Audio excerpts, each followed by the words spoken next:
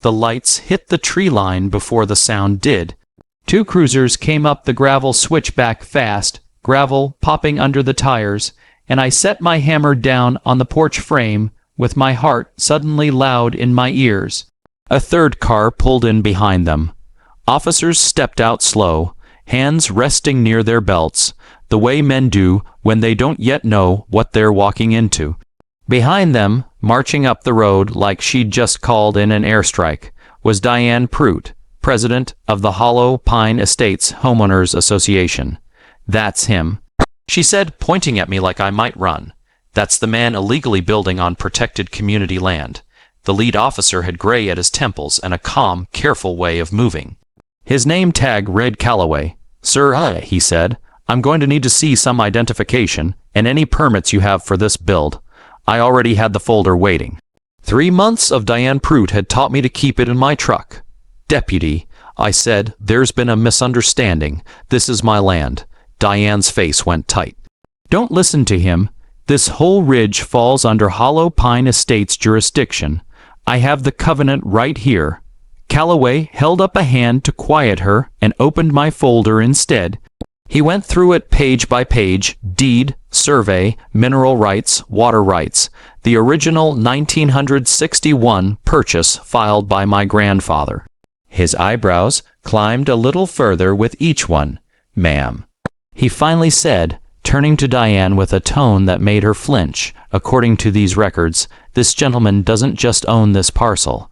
He owns the entire valley, ridge to creek, mile marker 1 through mile marker 9. That includes the road you drove in on."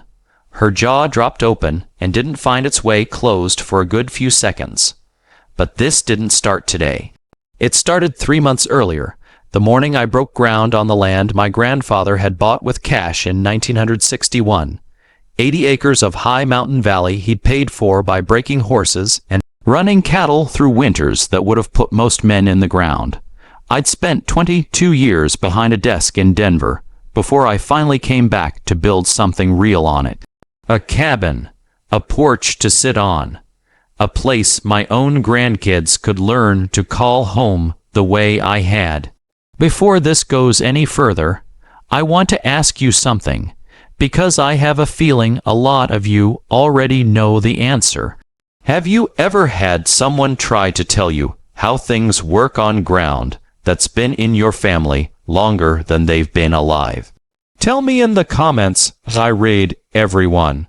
And if stories about land and legacy and the quiet people who turn out to be a lot tougher than anybody guessed are the kind of thing that speaks to you, stick around and think about subscribing. This one's got a few more turns in it yet. The trouble started on day 2.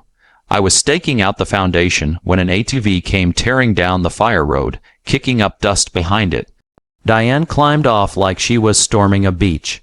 "Excuse me," she said, arms crossed. "What exactly do you think you're doing, building a cabin?" I said, "Can I help you? This is HOA land. You can't start construction without board approval. This land's been in my family since before your subdivision had a name." I said. She laughed, short and sharp. "All ridge access in this development falls under Hollow Pine Estates. I don't know what you think you're pulling, but I'm shutting this down." That was the beginning of 3 months I didn't much enjoy. Notices showed up taped to my equipment most mornings: cease and desist, unauthorized construction. Half of them printed off some template that had never seen a lawyer's desk. I burned them in the fire pit without reading past the first line. Then came the trespassing. My trail camera caught her sneaking up at all hours with a clipboard, measuring, photographing, playing detective. One morning, I caught her standing inside my poured foundation.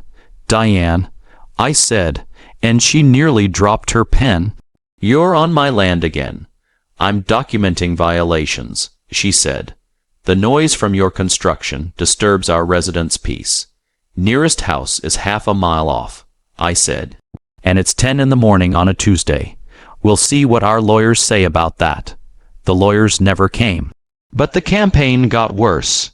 She started bringing other board members up to stand at what they thought was the property line, muttering and pointing like a gossip circle.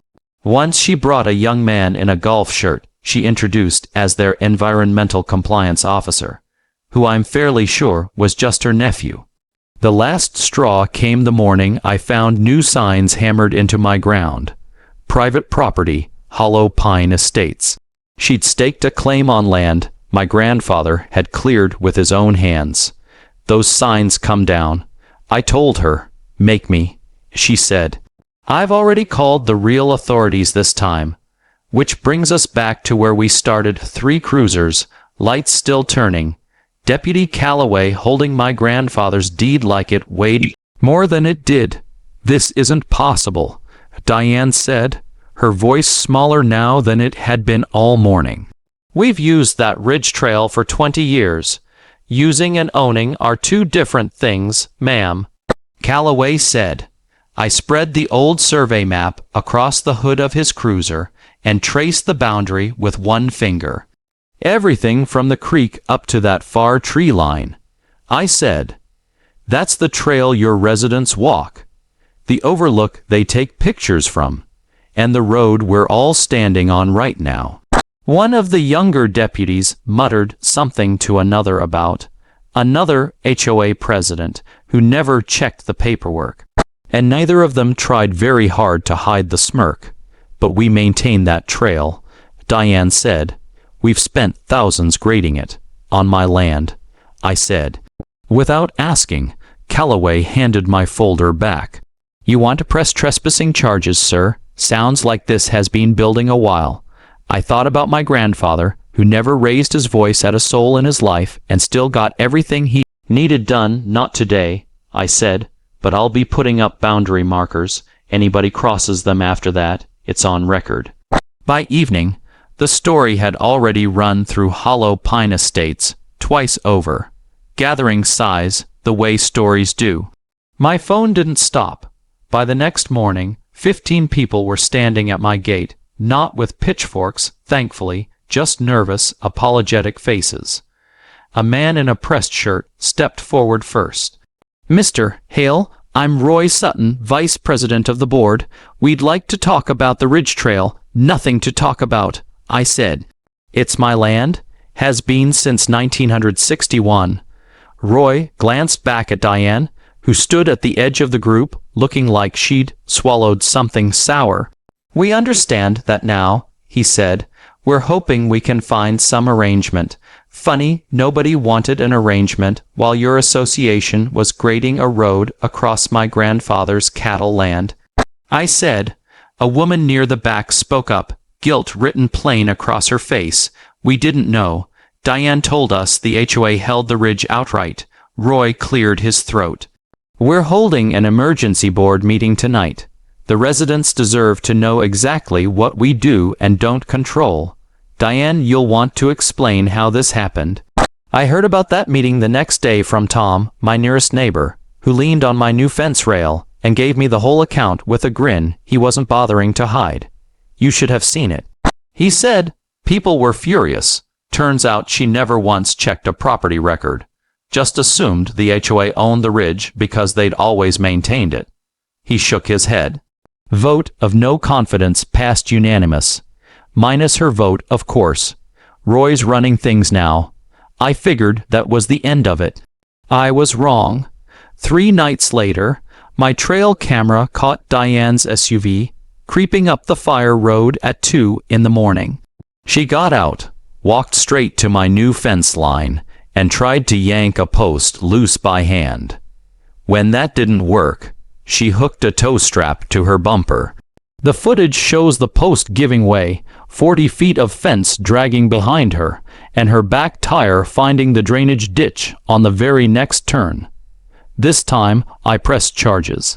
Destruction of property, trespassing. The judge, an older woman with steel, gray hair and no patience for theatrics, watched the trail camera footage play twice on the courtroom screen without saying a word. "Mrs. Pruitt," she finally said, "you've shown a pattern of harassment and criminal behavior that is, frankly, disturbing for someone who once held a position of community leadership. I was protecting community, Diane said. The judge didn't even look up from the paperwork. You were protecting your own authority, Mrs. Pruitt. That is not the same thing, and I think you know it. Fines. Restitution for the fence, community service, a restraining order keeping her off my property for good. I didn't feel triumphant hearing it. Mostly, I just felt tired and a little sad for her. The way you feel about anybody who mistook control for belonging. The following spring, I finished the porch my grandfather never got to see built. Emma brought her kids up on a Sunday, and I watched my granddaughter chase a barn cat across the same grass where a 9-year-old version of me had once knelt beside my grandfather over a hand-drawn map, learning the difference between owning a piece of ground and taking care of one. The old kitchen table came up from the ranch house that summer, set into the new cabin exactly where I wanted it. Diane Pruitt never set foot in the valley again. But the road stayed open. Neighbors still walked the ridge trail most mornings with permission now, and a nod hello when they passed the porch, because in the end, my grandfather hadn't held onto this land to keep people out. He'd held onto it, so there'd still be somewhere left, 100 years on, that remembered whose hands had built it.